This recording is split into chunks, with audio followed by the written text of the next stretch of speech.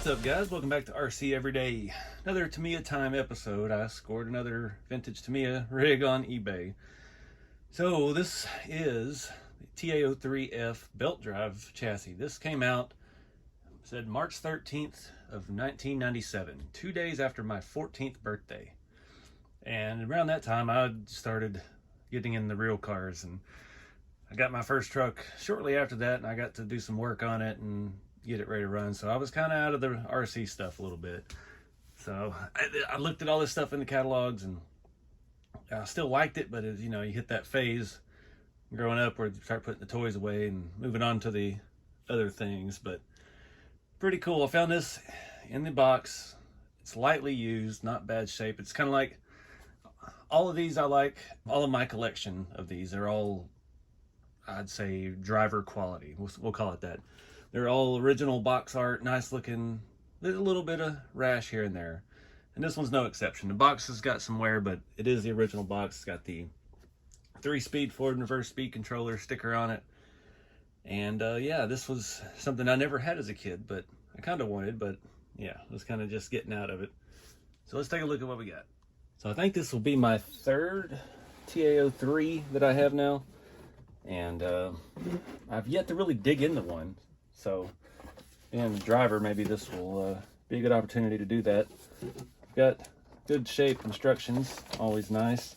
I love the love that old stuff. And the body, or the entire car. And there's some other paperwork in there, something about the ball diff. Looks like an added page for the instructions. It's a little worn. And one more piece of paper. No spare parts. Usually the spare parts are in here, or the parts trees with little bits left on them. What is this? Important information. Just telling you not to hurt yourself putting it together.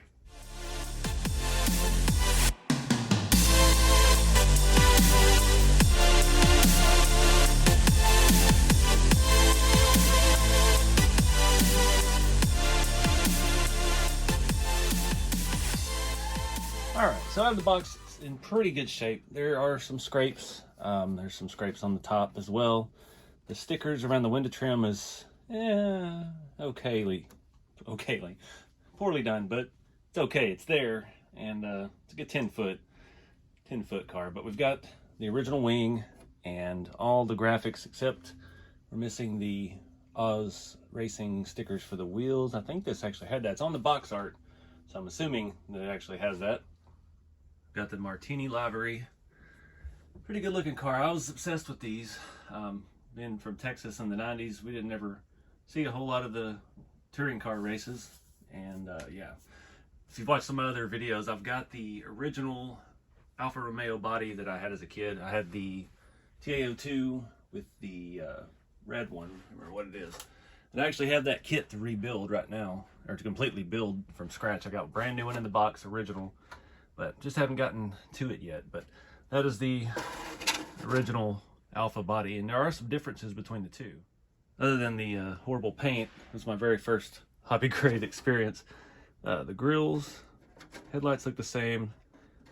Bumper openings are different, and the arrow is different. We've got different kind of vents on the sides. A lot of little changes with it. Also, this does not have the arrow things on the windows. Yeah, I never really knew about those. It doesn't have mirrors either, so I'm not sure if this kit actually came with or not. I'd have to do some research on that. This one actually came with plastic mirrors that are long since gone. They got repurposed for something in the later years of my childhood. Go ahead and laugh at my period correct stickers here. The back end's very different. This has cutouts for exhaust and stuff, because this does not. It was smooth. The exhaust come out and angled up, because you always remember seeing these in the races, and it was black up the back end. These had a 4-mount wing. This only has a 2-mount wing. But other than that, they're basically the same car. When, like I said, this was my first hobby grade RC, and when I got it, I didn't know there was the protective film on the Lexan, so I didn't know how to paint yet. And I was like, well, I'll go ahead and do the stickers. So I put all the stickers on in the factory correct locations, and started driving it, and then I was like, why is the body peeling? And then I lost the entire sticker set. So, oops, won't make that mistake again. Still haven't. But overall, I'm happy with this for the price I got it at.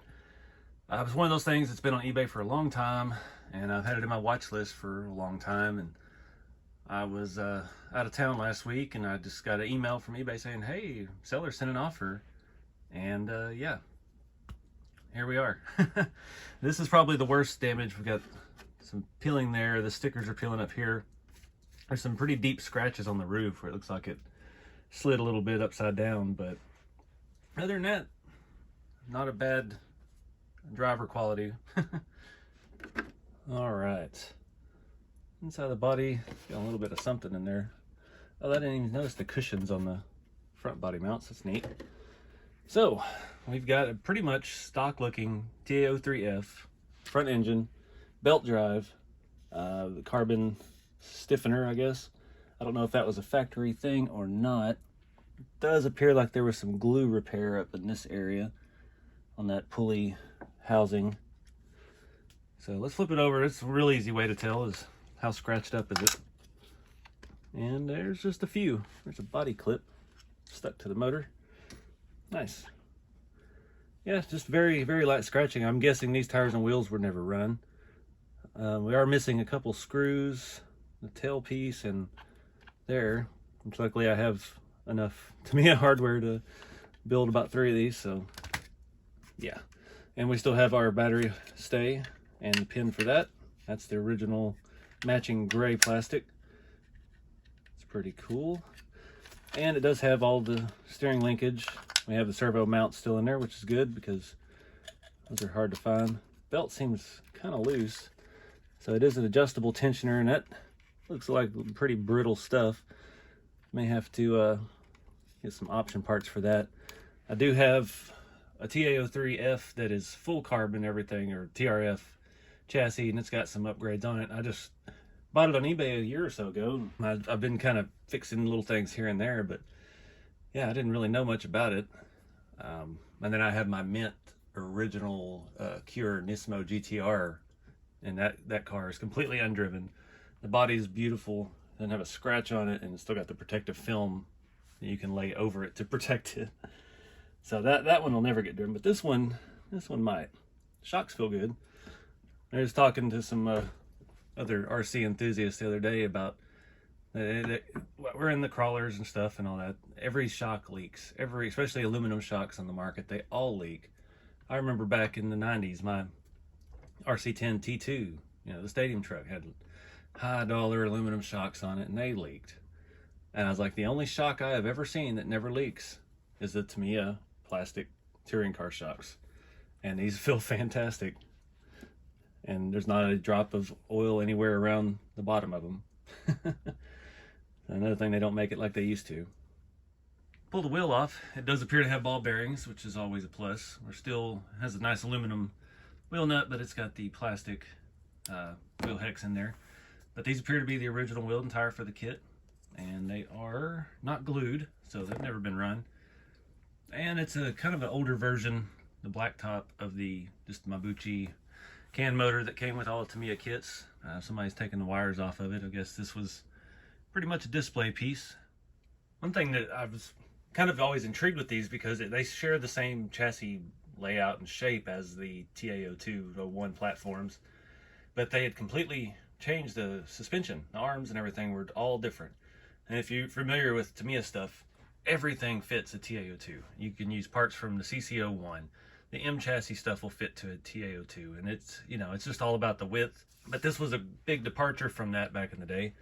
And what's funny is things I think about while I'm driving, the new Tahoes and Suburbans and SUVs from General Motors now, the brand new 21, I think the 21 and up, they have a rear control arm. They're independent rear ends now, and the control arms look like that. They have that same hump that sticks way down to allow it to have a larger shock, a longer shock in it.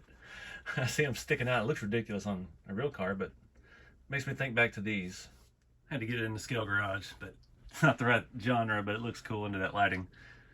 But yeah, guys, I appreciate you watching these videos. And if you're really interested in this old Tamiya stuff, or Tamiya, depending on where you're from, everybody calls it different. You know, think about following along and subscribe to the channel. Got a bunch more of this kind of content coming soon, and yeah, I'm really addicted to it. I can't stop buying it. Trying to gather up all the things I wanted as a kid, so I'm gonna get quite a collection going. But appreciate y'all watching. Keep it scale. I'll see y'all in the next video.